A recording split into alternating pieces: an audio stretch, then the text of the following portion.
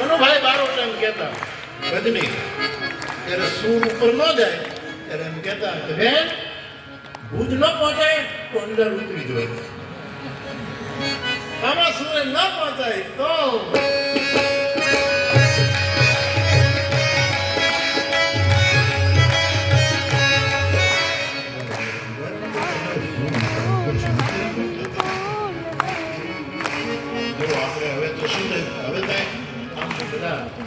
પહેલા તો શું આપણા ખાટલામાં માકડ રહેતા,